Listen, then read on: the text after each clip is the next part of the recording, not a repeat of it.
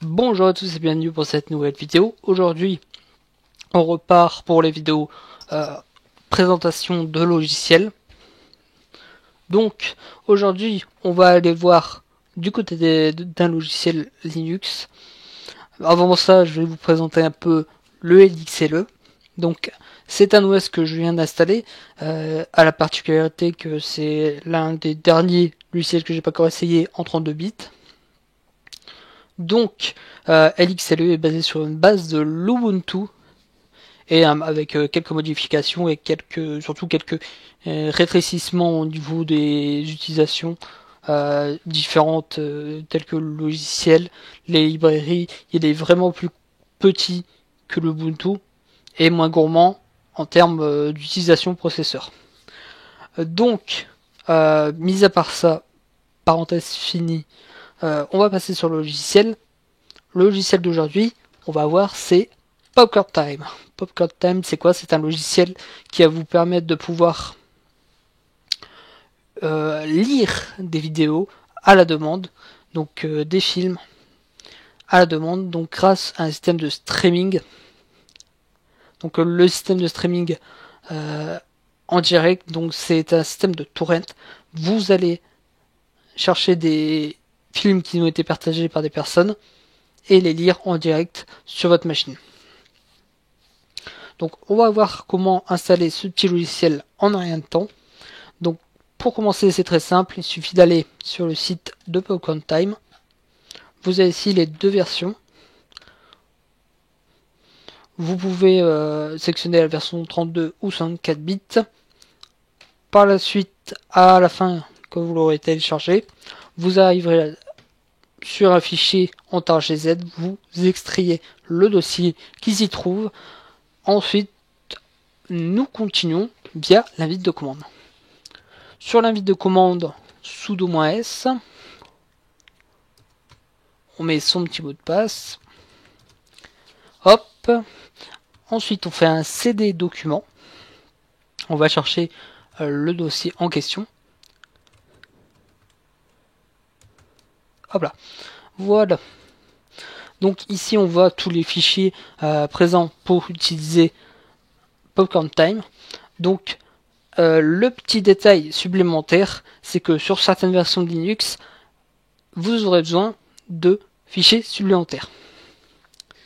Donc les fichiers supplémentaires, rien de très compliqué, rien de recherché, ils sont présents dans le logiciel. Moi, j'ai eu le problème. Si vous l'avez, je vais vous présenter et rien ne sera compliqué. Donc ce que l'on a besoin, c'est le dossier lib là. Le dossier lib qui va nous permettre de remplir notre bibliothèque personnelle. Donc on va chercher les dossiers qui sont dans ce dossier là. On va récupérer les fichiers qui sont dedans et les mettre sur notre machine dans le dossier lib. Donc pour ça, rien de très compliqué, cd lib. Voilà. Et là, on fait un cp étoile dans /lib/. Hop, il copie les fichiers et vous avez terminé. Donc ensuite, vous pouvez faire, hop, on revient dans le dossier précédent et on fait un chmod plus x pour être sûr de notre fichier sur le petit script Popcorn Time qui va nous lancer le fichier ./Popcorn Time. Tac. Et il lance le logiciel dans son intégralité.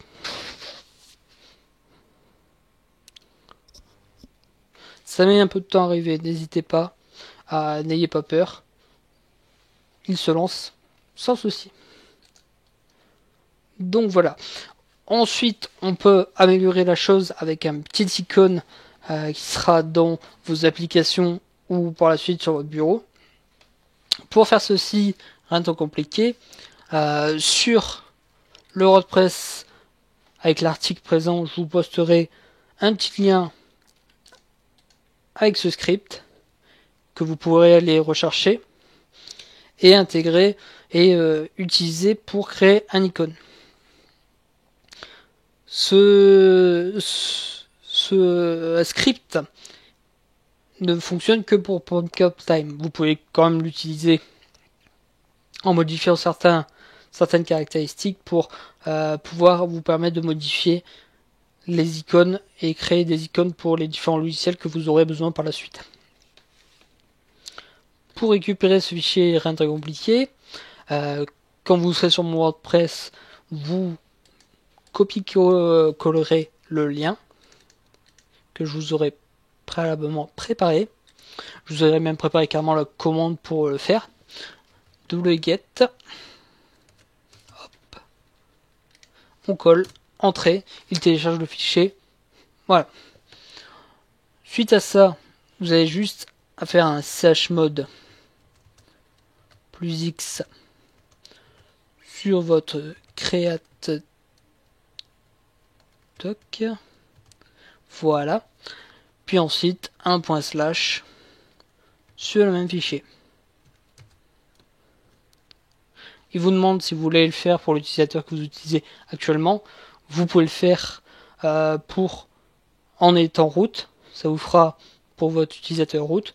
Mais vous pouvez le faire pour vos utilisateurs lambda en faisant exit avant de lancer cette commande.